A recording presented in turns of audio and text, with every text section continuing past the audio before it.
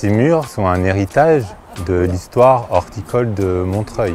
Pour garder cette mémoire, il faut garder les murs. Or, c'est des murs qui, par l'action du lierre et de la pluie surtout, sont amenés à disparaître, d'où l'importance de dégager un budget pour pouvoir mettre en œuvre leur restauration, même si c'est un chantier immense, puisque même s'il y avait des milliers de kilomètres de murs à leur apogée, aujourd'hui il en reste 17 km, mais c'est déjà beaucoup finalement, 17 km à restaurer.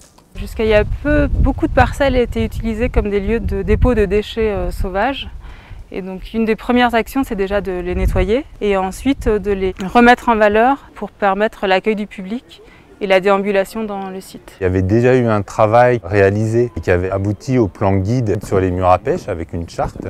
Ça nous a permis d'aboutir à inscrire un projet avec 5 grands axes dans le plan local d'urbanisme: l'agriculture, la biodiversité, la culture, le patrimoine et le relogement des gens du voyage. Donc là, on en est au tout début du réaménagement du rue de Gobettu, un tout petit cours d'eau dont on parle depuis de très nombreux siècles, qu'on vient de redécouvrir sous un amas de déchets. Donc il a déjà fallu évacuer ces déchets accumulés, retravailler le petit ruisseau pour que l'eau s'écoule et ensuite aménager un chemin déjà pour pouvoir cheminer jusqu'à la parcelle pouplier qu'on aperçoit tout au fond.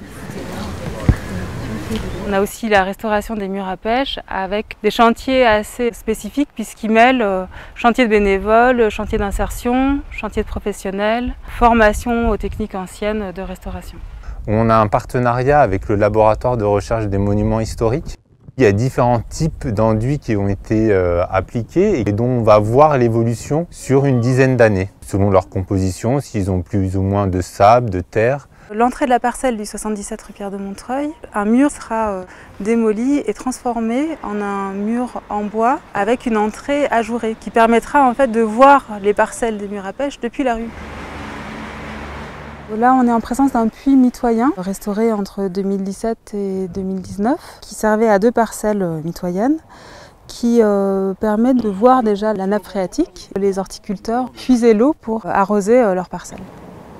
Beaucoup de terres sont polluées et la pollution se retrouve en grande quantité dans les eaux à la fois du ruisseau mais aussi de tous les puits. Cet automne, le travail d'aménagement consistera donc à restaurer les murs, à poursuivre les analyses pour savoir d'où vient l'eau, où est-ce qu'elle va et comment est-ce qu'on peut travailler par la phytoremédiation, l'épuration de l'eau et des sols par les plantes, pour éviter que cette eau ne soit trop polluée. Fais gaffe, si c'est trop profond, on n'y va pas. Il y a la facère de la rue Saint-Just qui nous a beaucoup aidé à nettoyer le site, les Pierres de Montreuil pour la restauration des murs, différentes associations et plein de bénévoles.